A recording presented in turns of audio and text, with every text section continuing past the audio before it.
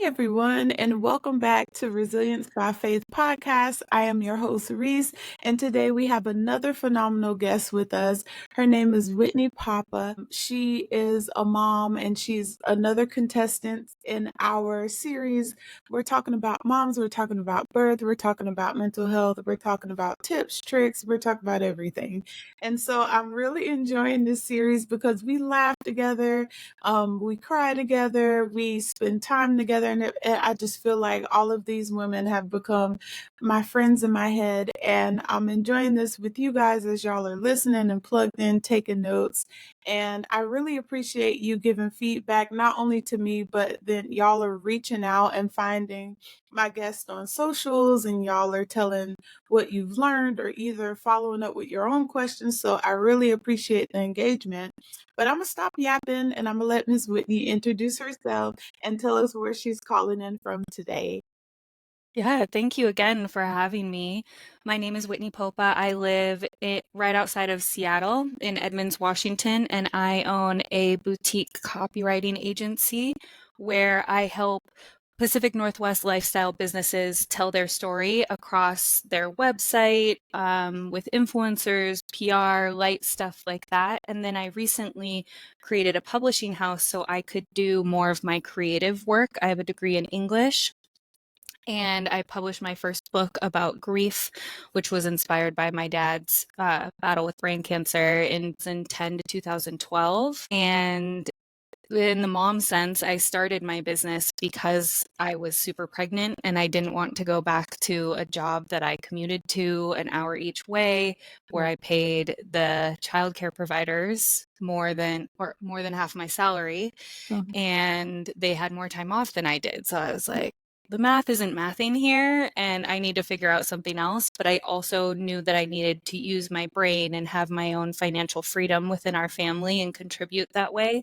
So my business was that first copywriting business was an output of that. How do I make this all work for my family and for me? And so that my kids could see me live a life that I loved, and that they could see how work could look in different ways, that it didn't have to look the way that it does necessarily for people just driving to an office every day. I kind of created my business around my life and not the other way around, and they've been able to see that. I now have 2 kids and a husband and a couple cats who are knocking on the door as I'm recording this. And so I'm just really grateful to be able to tell these stories and be in community with you. Yes, and thank you. Thank you so much, because I know this is a holiday and like a lot of people are off today and they have their own plans, but I thank you for taking the time to hop on with us and just kind of share your story with us. But and also I'm sorry to hear about your father, but thank you for like having that transparent moment with us, because I know a lot of people, maybe they're in the same battle or maybe they know a loved one that also went through it too, and it's nice to know, like, even though this world is so big and we know we're not alone, sometimes you just feel like you are. And I thank you for sharing that, because you just never know who's listening. So thank you. Of course. Yes, to get into the mom series. So like you mentioned you have 2 kiddos. What are their ages? They just turned 7 and 5. They're 3 days apart, which is a challenge in a lot of ways. Think about it sometimes. Like, would I prefer that they were born in different months? Yes and no. I mean, it's nice to have like this epic birthday week. And also, my dad's birthday kicks off that week. So we celebrate him. And then 4 days later is my daughter's birthday. She just turned 5. And then 3 days after that is my son's birthday. So it's 1 week of these epic birthday celebrations. And now that they're getting a little bit older, they don't necessarily want to do the joint party. Our daughter wanted to have a Barbie party. Right. Our son was not necessarily into being Ken for that. And Oh, so we're navigating what that looks like for us and how to do the friend party, the family party. When I was pregnant with our daughter and I gave birth to her, she was in the NICU for 3 days, which meant that we got out of the hospital on my son's second birthday. We had to beg our medical team, please release us. She had inhaled fluid on her way out, so it wasn't a super dire situation, but they wanted to monitor her and make sure that she was breathing well on her own, of course. And that whole time it was tough because I had this business and I was just sitting in the NICU kind of on my laptop while this baby was attached to machines and having all these feelings about so many things and just Right. being kind of out of my element entirely. And then also thinking about my son at home with my mom and being like, how do I get home to him? Not that he really would have known, but it really mattered to me to make sure that if I could, I would be home on his birthday. Yeah. And we also made sure to not present his sister as his birthday present, but being there for him really mattered to me. Yes. If you like had to reflect on now, like being a mom now and kind of the lessons that you've learned, and then reflect on who you were before you even had your first child, how would you describe these two women in Mm, your, yeah. that's a great question. The person I was before having kids was very, I think my ego was really tied into performance and my career and how that defined me, because I even on my website I say, I worked for really sexy companies and they got me a lot of free drinks in Vegas. And then I have in parentheses like back when I was into going to Vegas and having free drinks. And I really define myself that way. I've always been a performer, very externally validated growing up. And kids really change that for you, and I was glad too. I really feel like, I know you mentioned faith in this podcast a lot. I really believe that, steps were laid out for me and it was divine intervention that when I was in this process of being super pregnant and knowing, touring these daycares and talking to nannies and all of that, and none of it really, it felt hard. None of it made sense. We live, like I said, outside of Seattle, so it's very expensive and just cumbersome. And I remember thinking, who do I want this child to see me as? I don't want him to see me stressed. I don't want him to see me at a job that I don't love. And so that really shifted things for me from the external validation of performance Mhm. for others to who do I want to be for me and for my family. And I've really seen a shift in myself that way of how I derive value, not only from my work, but from my life. Yes. And then when you conceived with the first kiddo, was it planned? Was it, Oh, um, yeah. yes? Okay. And then did anything come as a surprise during those stages of like baking? I always say baking the bread in the oven, but like any any surprises? Nothing happened with your health? Was everything smooth? So that's another thing. When I was just telling this story the other day. When I was 8 or 9, I used to play in my closet. I had a toy bin in there, and I remember having this download of knowing when I was a young child that I would have a, a baby boy first, and that it would take a while for me to get pregnant. And I was on birth control from the time that I had my second period ever until I went off of it to try to get pregnant. So it was a span of at least like 15 years.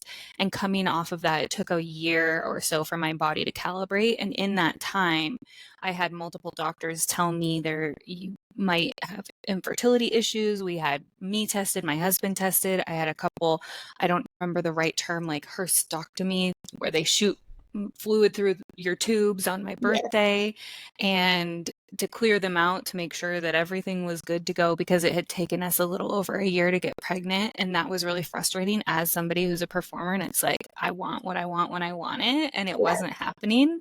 Um, So for him, once I got pregnant, then it was that whole thing had come true where it will take you a while and then that baby will stick. I remember thinking that, what 8-year-old even has that kind of knowledge or download? It was just bizarre. But uh-huh. I knew I had comfort in that as well, of Yeah. even in that time when I was really frustrated and all these doctors were saying you might have to start doing IUIs, consider all of those things that come along with infertility. And I have so much respect and, not empathy, because I can't really empathize entirely to that point. But Um, it was really, really excruciating to want something so badly and then to not be able to have it. And Right. then throughout the pregnancy, he was a few days late. I pushed for 4 hours. And Yeah. then they finally vacuumed him out. And that was a Um, whole other thing, too, where they were like, you have 3 tries and then you're going to have an emergency C-section. And that's when I started crying when I was giving birth was I can't have gone through 4 hours of pushing to have this baby pulled out of me. So thankfully, he got out on the second push and he was a very normal baby. Our daughter, complete opposite experience. She was right on time. Both of them, I was 9 centimeters dilated when I went into the hospital. So I told myself if I'm 9 centimeters dilated with the second baby, because I had pushed 4 hours with him, and I right. thought maybe if I didn't have the epidural, then it would have been easier to get him out, like just using my own body and gravity. And so I told myself, because I had had a friend who had multiple unmedicated pregnancies and births, I was like, I can do this too. It's just a mindset thing. And so I told myself 9 centimeters, you will do it. And when I got to the hospital, I was 9 centimeters. My water had broken in the parking garage, which my water hadn't broken with the first one. So I didn't know. I was like, oh, that's kind of movie stuff. It might not necessarily happen for me. And then it did. Yes. And it was wild. So by the time we got up there, I was pretty much ready to push, and I pushed her out in 30 minutes. And they say that happens with the second one too, but that's when she inhaled fluid. It was Uh, really cool though, because I was on all fours. So when they pulled yes. her out, they Uh, put her under me yes. and I saw her and we just looked into each other's eyes and I was like, oh my gosh, it's you. Daughter. Yeah. Yes. Yeah. And then they took her away, which Uh-huh. was really excruciating because nobody told me anything. And I was just there, like naked under this sheet with no information. Uh, So then we had the 3-day hospital stay with her, and all of that was fine. But I wouldn't have been able to start my business if I had had her first because she's so much busier. But with my son, he was so chill and easy yes. that I'm really lucky that I had that personality come out first. Yes. See, the Lord always knows what he's doing, and he always, I guess his timing is really, truly, honestly perfect because since he knows all, and Yeah. since he's not bounded by time, he just plans out every detail of our life, and he knows when to give us what. And I think that was just perfect, like you said. So, given the two separate personalities of the kiddos, so comparing like them as infants, neither one of them were kind of sickly. Nope. They were Not okay. neither of them were sick. Our son took a long time to sleep through the night, Uh-huh. which was frustrating. And that was a lot of like first time parent type stuff where we just needed to buck up and do a little bit of sleep training. Yeah. And then our daughter, she was always a good sleeper, but she was super skinny. She's still always on the move. And so I breastfed both of them. She didn't have time for the boob. She just wanted Uh-huh. everything on the go. So I ended up having to pump a lot and then give her bottles so that she could take it to go. Yes. Goodness, she's just like, we have to go. We got things to do. We're busy. Yep. Would you say, like, or not would you say, but what is the biggest lesson you've learned between the two, between your first one and everybody has all this advice that they want to give you as a new mom and all these gadgets and all this, you should do this at this time, or when they do this, that means that. Like, what have you figured out for yourself with your own kiddos that you've learned compared to what everybody else was trying to tell you what you should do? The first thing that comes to mind is really getting to know them as individuals, even when they're babies, and understanding that each of them is so different. Each kid, gender, sex aside, our son is not. I've been having a lot of conversations about this with people too. He's not a typical boy. He never has been. He's Uh-huh. very, you see the kids at the playground running around and banging into things. I always just assumed that's what boys do, and he never was Right. that way. I would huff and puff to get to the playground, pushing the stroller full of all the things that you need for a baby. And he would just sit and play in the bark or in the rocks. And I was like, why did I make all this effort? for you to go down the slide or do the swings and not like it. And I really had Uh-huh. to calibrate myself to who is this person in front of you and how can you best support this person? And then I took that into when I met her. There were some things that I assumed would be true just because we're all part of the same family, and really none of it was.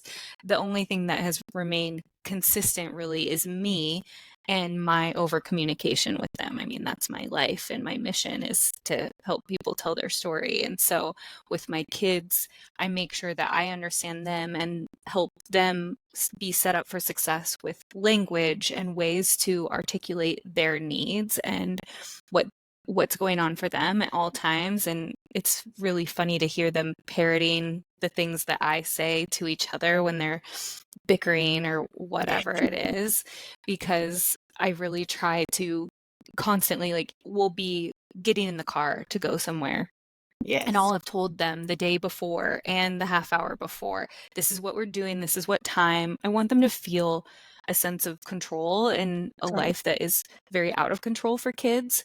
Uh-huh. And I constantly read to them as well. And so really it's, aside from the widgets and the gadgets and all of that, we had, my sorority sisters and I, we had the sisterhood of the traveling DockATot. I know those aren't like safe anymore or Yeah. whatever. For each kid, they're expensive. So each kid, we Uh-huh. would send it to the next person, and that kid would get to use the DockATot. And so that was fun for us to just be able to trade those kind of gadgety war stories. But outside of that, it's really like, who is this kid and how can I best show up for them? And that applies to everybody. It does, and that's so important because I think in the mind of like someone, because I don't have kids yet, so someone who doesn't have kids, compared to what I hear or what I've seen even in my own family, when someone is expecting and we have a baby shower or some type of celebration. Now they're doing the sip and seas after birth type things, celebrations, and so it's just like, okay, remember when, when the baby sleeps, you sleep, or when they do this, do that. And I think that people don't think about babies as being individualized. It's just like, oh, this is a baby. So these are the rules that you follow. This is what you do. And it just kind of makes you feel like if you do anything outside of that, what they're recommending or anything like that, it's just like, oh, I'm failing or I'm not doing a good job. Mm-hmm. I don't know why. Like it's like a factory. Like here's this baby, do the same thing, do the same thing, and Yeah. it doesn't work. No. It doesn't work. I very Yeah. rarely slept when the baby slept. Yeah, yeah.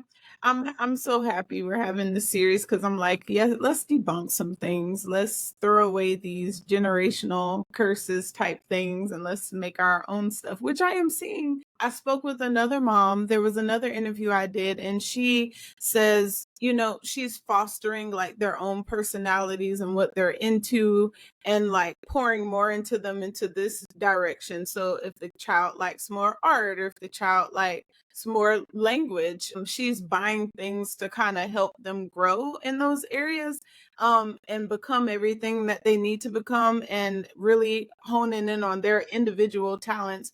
Are there anything that you picked up on your two kiddos, like maybe one likes this and one likes that, and you're really like fostering their growth in those areas?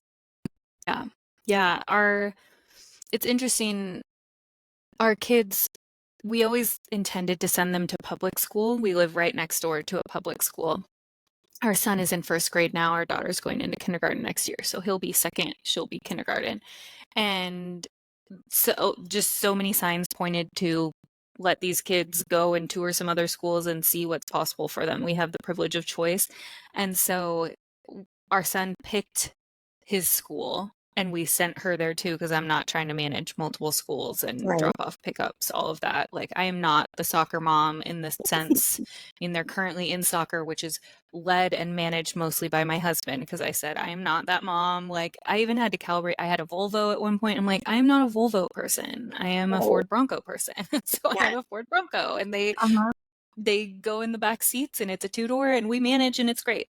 But our son picked this school because he called it Lego Robot School. He's a builder. He's got a very engineer type brain, very calm, very meticulous, and slower in a good sense. Like, he takes his time and he's methodical about what he does, and he's always been super into the little magnetiles. When he was younger, he did those a ton, and then he graduated onto Legos. So he has a bazillion Legos. He's been doing 18 plus Legos for the past couple years. Our daughter, on the other hand, it's so funny, through line with kids. So I had a boy first. You would think gender neutral.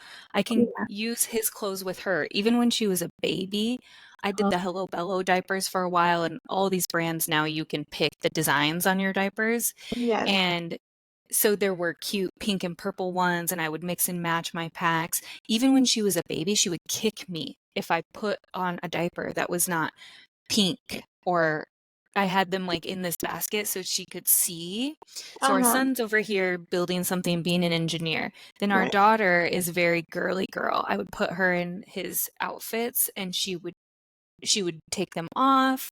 She did not like to do anything that was boy. She is a rainbow glitter explosion, just like, again, in my mind, I imagine my daughter would be. And Yes. that was kind of, it was amazing, and also kind of like, now I have to buy all these extra things, and it's been fun, but still, she's very, as far as learning and the things that she's interested in, she likes Uh-huh. girly things, Barbie birthday, obviously, pink, glitter. And my mom, who's an educator, says, my daughter's very kinesthetic. So Uh-huh. she likes to touch and learn that way, which is why she took the bottle to go. And Right. all of the things that she does, even when she was a baby, she loves to help and clean. And part of me was like, is that stereotyping a girl to have her help? But she loves it. She gets mad if she can't, and she would wipe down her own tray in the high chair. I was always very, we moms get all particular about certain things, and I could not stand if you're putting the baby back in the high chair for the next meal and it's got gross crumbs and nasty whatever from the meal before. And she would be at 6 months wiping down her own tray. She just loved it. And even now, I ask her, come on over, help me unload the groceries. She really gets a lot of validation and, I think, self-respect out of helping in that way. Whereas our son, he's very self-directed and will just chill in the corner and be there to hang out. So yes, they're very different. They learn differently, and that's what was so great about being able to send them to a school that could really look at them as individuals and Right. help them hone that. Like, I see pictures of her doing finger painting and, food and things everywhere. And then Right. he's over, practicing his lettering and has the best handwriting in class. It Oh, takes a long time to do it. So, yes. I love that. I love the compare and contrast between both of them, but how they have also embraced who they are at an early age and don't have any pushback.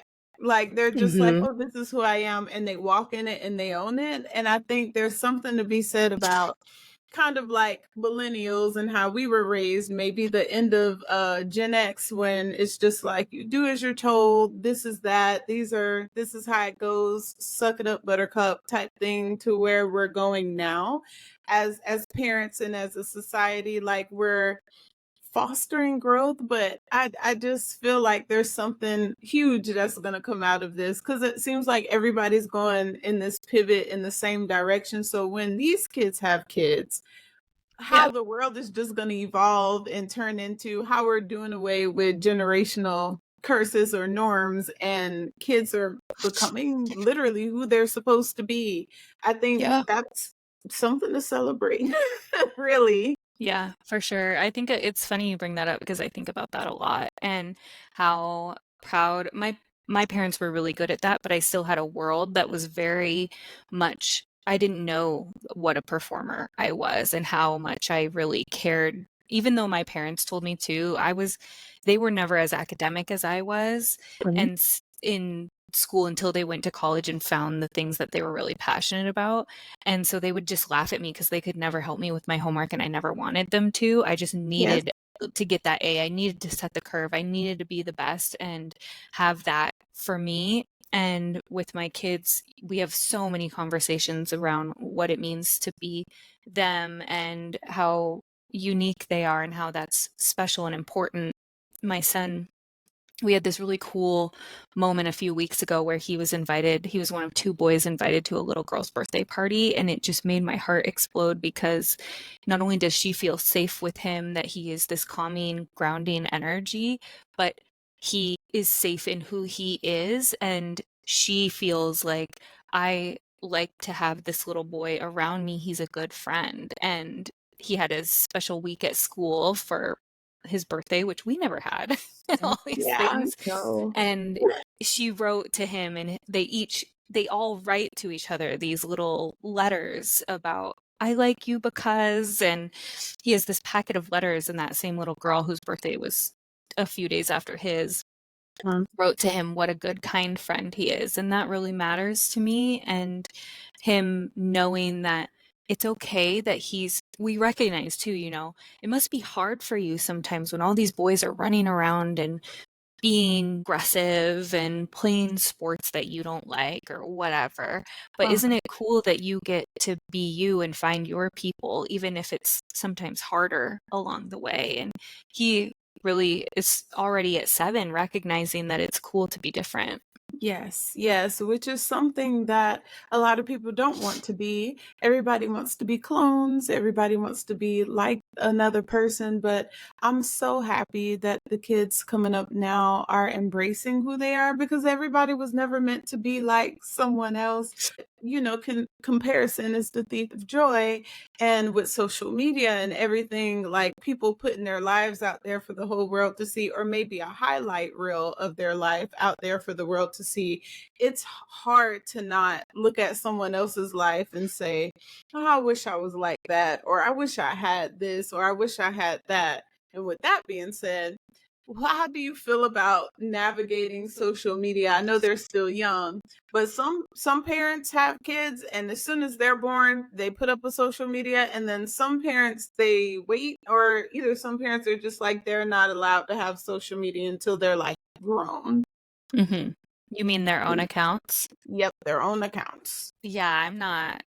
This is not a summer moon situation here. So they don't have that, but I have started asking them for their permission. Is it okay if I share this photo of you? And even when they were babies, I would make a point to knock on their doors before I entered, Mm-hmm. just to let them know that there's a level of privacy and autonomy that they could potentially expect. I mean, I am their mother at the end of the day, but I want them to know that there's a little bit of respect there for them and who they are as individuals. So if they said, I don't want you to share that, they're still pretty excited about photos. And we have a shared family album on iCloud that they swipe through and look at themselves. And I don't think they understand what it is, and Uh-huh. I could probably explain it to them a little bit more, but no, there's no special. For me, that would feel a little presumptuous to just assume they are very beautiful children. But would everyone else want to consume that content? I don't know. But the way that I manage my business too is I've always had life and business intertwined. I don't have separate social media accounts for that. And Uh-huh. I did that intentionally because I want people to hire me for me. A lot Right. of my clients are, I think all of my clients are also parents. So they get it that this is how her life is. And for the most part, I set my own deadlines and they're somewhat arbitrary. They're just for me to perform and Right. get that, here's the thing that is delivered at the time or earlier than I said it would be. And in the midst of that, I'm living my life and managing my family. And I want you to know that this is how this is. It's never going to be separated. And it has to feel good. It has to be all of me in this, because when I was in my corporate life too, I felt like we had to be these, not even a part of ourselves, like for me, it was, I had to be a completely different person in order to be successful in the corporate world. And that really sucked the life out of me. And so now I'm very protective of that. And at the same time, knowing that they are part of it as well. And as my business grows, I want to make sure that they're still comfortable and on board. So they don't have their own social media accounts. They are a part of mine sometimes. And I'm making sure that feels good to them, especially as they get older. Yes, yes, and you said, and I thank you for doing that because your kiddos sound like they're going to grow up, or that they already have boundaries in place. And so when they get to the point where they have to set a boundary as an adult, it won't be as hard. I know a lot of people, including myself, even struggle with boundaries at times because you're kind of like, oh, I don't want to be perceived as this, or oh, I don't want to come off, angry, or like I'm too strict. But if you learn at an early age that setting boundaries is actually protective for you, and it's a big part of mental health, because a lot of people wouldn't have anxiety and standoff and different things and conflict and confrontation if you were able to think about the situation and setting boundaries differently. So I thank you for that, because letting them know that, hey, you're young and you might not completely understand, but you do have the option to say no. I don't want you to share that photo. And I think that's wonderful. That's beautiful that you're Yeah. implementing that. Thank Yeah. you. I'm working at it. And I would like to say something about boundaries too. It's something that um, I thought that I was good at, in Yeah. the sense that I've always been really good at articulating my boundaries. There was a year or so, a couple years ago, that I was getting a lot of feedback from various sources saying, work on your boundaries, work on your boundaries. And it was really frustrating for me because I was like, I have strong boundaries.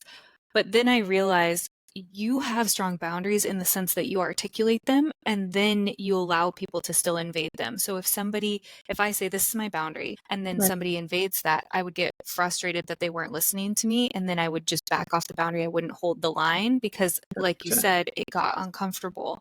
And I think there are people who don't even articulate the boundary because they don't want to, like, face Yeah. conflict. And then there are people like me who are like, I'm so clear about my boundary, but you push me and it's like, okay, and then I get resentful. Right. And so Right. I had to work on that part. So I feel like there are layers to boundaries as well, where I had to really hold the line. And that was my lesson at that point. And I've gotten so good at it now. Not perfect by any means, but it's really important for me. And to go inward and think, who am I trying to please right now? At the end of the day, it needs to be me always, even if Right. that makes other people uncomfortable. And I need to hold true to that. And that's where I was falling short in my life, and why I would be frustrated is that I wasn't holding accountability to myself. Yes, and that is so true. I actually had this conversation earlier. I had a session with my therapist this morning, and we were talking about boundaries, and I had to reflect on how were my boundaries, or how are my boundaries now. And I remember so vividly my first job, because I'm fresh out of school and I want my coworkers and me to have a good relationship. And so I thought, when they did something or said something that made me feel uncomfortable, that for the sake of causing confrontation or causing an issue, I just remain silent. Because at the end of the day, what I want is for us not to have any issues. And I just felt like, in a way, me speaking up was going to cause an issue. So I think today, the way I look at boundaries is, it's a form of self-love, and it's a form of showing up for yourself. And when you kind of don't show up and don't set the boundaries, you're leaving the door open for opportunity that you don't want. But then I find myself, like, I get home and I think about the situation where I should have said something, and then I'm saying everything I should have said to myself. And I'm like, well, why didn't I say that in the moment? So that holds true. Yeah. Yes, yes. So I'm working on that. And of course there's a boundaries book. It has the little red pencil on the front. I know they have a whole series. I always forget the author's name, but it'll be linked in the description box if you're working on boundaries as well, if you're listening. It's a good book. They have one for marriage, for kids, and for self. And I think they might even have more, but it's a good book, the boundaries book. Cool. Yeah. Yeah, and it's a muscle. I mean, you have to flex it and work it. And even for me, there are certain people who I'm not as comfortable holding boundaries with still, and I have to figure out how to navigate that for myself. Yes. Yes. Now, anything like you look forward to in your kiddos' lives that, like, at a certain age, or you can't wait to celebrate with them, or maybe it's a particular celebration like graduation or something like you're anticipating being able to share that moment with them as they're growing now? That's a great question. I don't think so much about graduations and milestones like that as I do about it came up in with when they were babies in my brain. I came up with this game of how we would plan vacations as a family moving forward, where we would all have a little worksheet that my husband and I come up with that says budget, if we can fly or drive, and which areas of the country or world or whatever, and we would all go off into our own little research dens. Maybe this is just me Uh-huh. being nerdy, but it feels like it ticks a lot of boxes in terms of not only getting to know them, but Uh-huh. getting them to understand how to budget and how to do math for mileage and all these different things. I think once my daughter is my son's age, they'll probably be at the right age where we can start kind of a basic version of this game that I want to play with them, of getting to know them through we have a week off in the summer, we could do whatever we want, here's your budget, and we need to be able to drive there or we can fly there, and have them, we all return and we would participate Uh-huh. too, and present to each other where we want to go and then vote as a family, that kind of thing.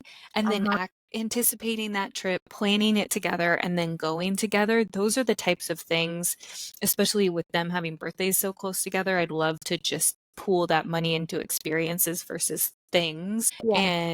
and teach them and have fun together by coming up with these kind of end-to-end plans. Right. And I really am excited to see how their brains and their creativity work within that. It's a game that I've been wanting to play since before they were born. I don't know where I read it or saw it or came up with it, but I'm more excited to do that than watch them graduate. I mean, sure, that'll be great, but Yes. yeah, I just want to be with them in Yeah. that way. Seeing how their development is coming along, but then by doing that game too, you're teaching them a little bit of financial literacy too, kind of to know your limits. This is how much you have. And so Mhm. based Yep. on this, what are we going to do? What would be the most frugal, but then still in the same sense, you can enjoy yourself and have fun. And I think a lot of us are learning now, especially with YouTube and TikTok and social media. You have so much information you can take in. But a lot of people are starting to see now that they're not financially literate. Their parents didn't teach them Yep. about financial literacy. And so now, at our big ages, me included, we're trying to learn what it means to be financially literate and how to manage money, because a lot of times you just get money and it's like I pay my bills and then I spend everything else, and I'm like, yeah, well, what about a savings, what about everything else? So I think that's important. You're sowing little seeds with them, and that is exciting. Maybe I have to send you a follow-up email when you get to that point and just be like, so did you get surprised by how their minds work and how they're Right? developing and how they're what they're doing? So that's very exciting. That's in a different perspective. Mhm. Yeah, Yes. please send that email. And to your point too about financial literacy, that's something that I've been on the journey of for a few years, and really knowing as this performer, somebody who always got A's in math except for 2 B's in my entire life, and one Yes. because I moved in the middle of freshman year during geometry. Anyway, I am really smart at math, so why would I defer to men throughout my life and make that their thing? And Right. it became these subconscious things that I just had to become aware of. And Uh-huh. so I've been just pouring over. I mean, I have a book right next to me that I'm reading right now that my mom told me to read, that her friend, Smart Women Finish Rich. It's one of, Ooh. I mean, I've read a pile of at least 20 finance books in the past Uh-huh. couple years because this has mattered so much to me. So that game might be part of that too, of Right. helping them understand this now. And also teaching them that money is just energy, currency. It's not Right. something that like it becomes so emotional, and I Right. don't want it to be emotional for them. I don't want it to be a burden on relationships. Right, right, and that's so important. My goodness, you're doing the work. I know that the audience is probably learning so much from you, but from kinda your thought process and how you're rearing the kids in your own way, and you're not following a specific book or rules or anything that anybody else said. I think rearing your children as your own, but then also you're giving them the space and the respect to rear themselves in a way, but not really, because you're still there, you're still mama, but you're encouraging them to be themselves. I think it's something to be said for that. I've Oh, interviewed a yeah. couple of moms and they're also like with the boundaries and like respecting who they are too. But then during this interview, I think you're doing it in a different, slightly different way because everybody's different from everyone else. But I like the way you're encouraging them to go out there, but you're also teaching them and letting them figure things out at the same time. Yeah. Yes, Yeah. yes. It's a little seesaw. Yes, it's a beautiful balance. But I do have to ask you some questions. So are you the oldest or are you an only child? Both my husband and I are only children, which has been a fun adventure for us. Yeah, I could kind of, cause you kept saying like the A's and like mostly like the type A type stuff. And I'm like, usually you see that in older student in the back of my mind. Cause I know I've Hmm. been sharing more lately. Like, yeah, I'm a PA, I do psychiatry, but I also like have a little bit of a hand into psychology a little bit because sometimes I have to work with psychologists and I send most of my patients to therapy because medication doesn't do everything. And so I have them work through things, but kind of like the personalities, attachment styles, trauma, and all those things like interest me and incite me. So when you were saying those things, I was like, I wonder if she's the oldest. So then you end up being the oldest and the only. So I'm like, Yep. oh, okay. So Yeah, then we that's always joke that good. my husband and I always say our parents quit when they got it right. Yep. Yep, when they got it right, because there is no better. That's where it doesn't get any better than us. I like that. I like that. So during both pregnancies, your husband was there. What role did he play? Like how did he support you? And tell me about your support system with both of the kiddos. Are they the same people in the group or did we add to our support system and we have other people who just added to your life during those times? I'll answer the husband question first. So yes, he was there through all of it. It's so funny. So the first time I remember sitting on our couch after I had had our son, and he's an amazing cook. So he always cooks for me. He feeds me, I feed the baby. Uh-huh. And so that's been such a blessing for me. And then with our daughter, we had he was around more. So actually, he had just started his job when I had my son, and he would come home after work, but he was only home with us maybe a few days because he had started his job not even a few months before I had my son. That was really, really hard. He would come home and cook for us, but Yeah.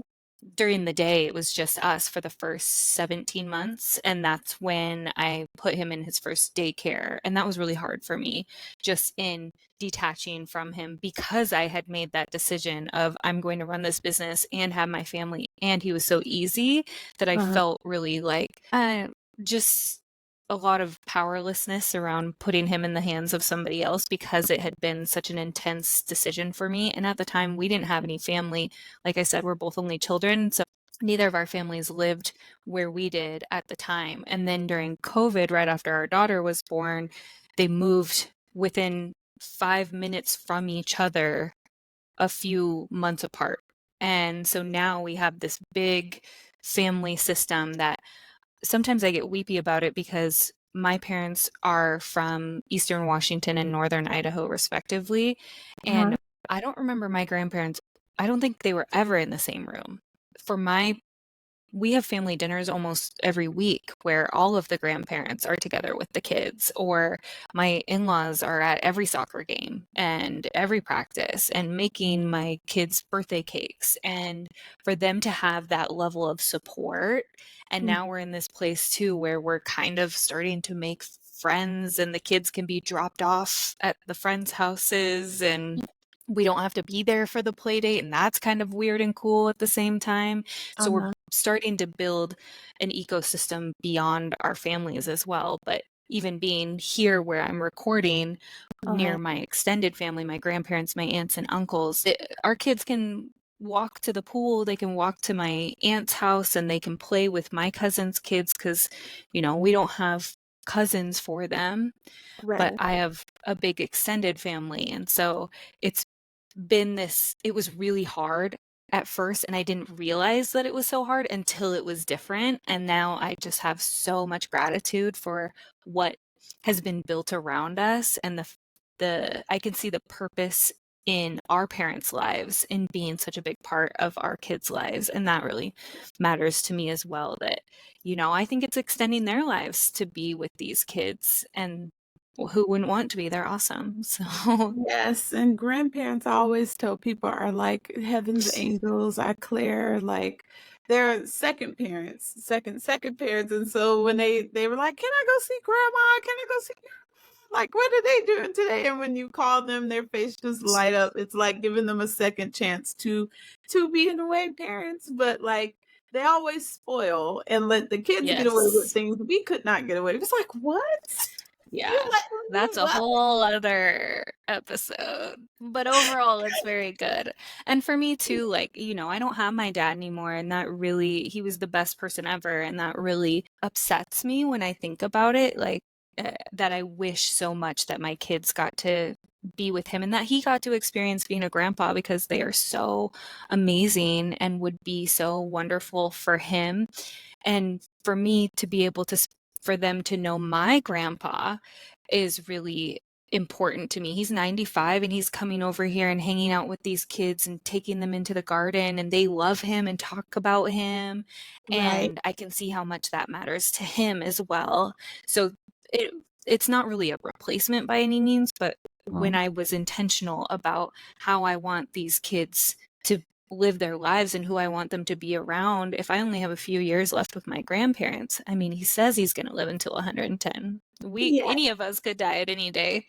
I right. really want them to be able to have memories of him and my grandma. They're both still around. And in addition to our parents, I want them to feel that big hug of family if they can, especially as coming from parents who are only children. Yes, and I'm sure like they take a lot of pictures, they do some videos while they're still here.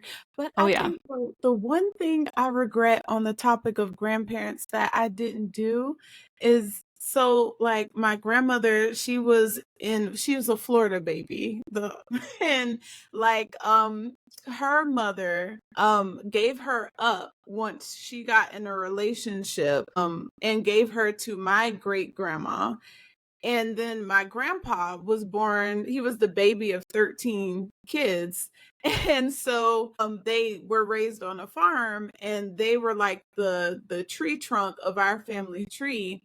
I really wish at a young age I would have known and learned that, hey, one day they're not going to be here. You should ask questions about the past, what they grew up, how it was with them, things that they can teach me about myself that I now don't have the opportunity to ask because they're no longer with us. But I wish I would have asked those questions about like, who are we as a family, and like what was it like growing up, and what did you do, and what who were you as an individual growing up as a child, in with your siblings, pictures.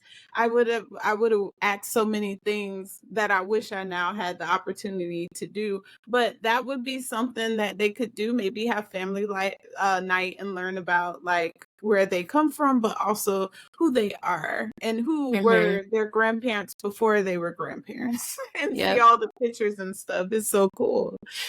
What's cool about that too is during my son's special week, there was something different on each day that they did to celebrate themselves in front of the class.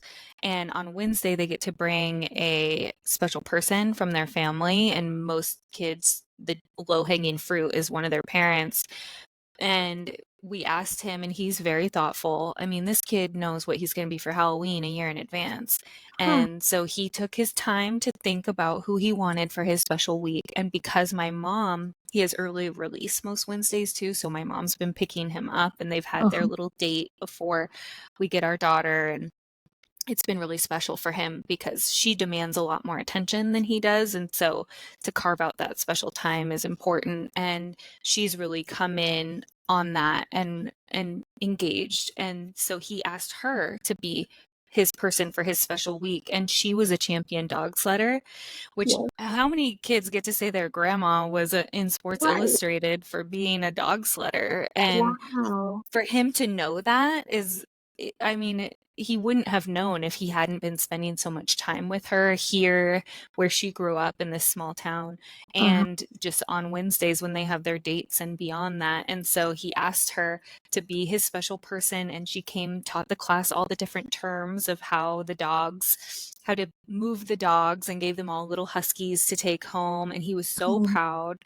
Uh-huh. And now all his friends know his family in that way too. And it's not just him, but like these kids were going home and then teaching their parents. As one mom even told me Yeah. how she was trying to go to sleep and her daughter brought the dog in, and she had to use the right terms to move the dog off the bed. And she was Yes. like, thank your mom. My daughter absorbed all of that. And then it inspired my mom, who is an Yes. educator. She's like, okay, maybe I want to be a substitute teacher at his school, because she retired a few years ago. Uh-huh. And now she's thinking, I want to be able to have all my extra money for Nordstrom or whatever she wants to do with Yes. it. Yes. I And love it. it's been this full circle thing. These kids have really made us all better. Uh-huh. I definitely think so. And I thank you for sharing everything and like being completely transparent, but also giving us other things to consider and think about as well.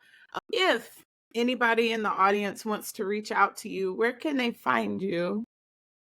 They can find me all over social media. I'm a super easy Google, which is kind of scary. I am at Whitpopa on all the platforms, WHITPOPA.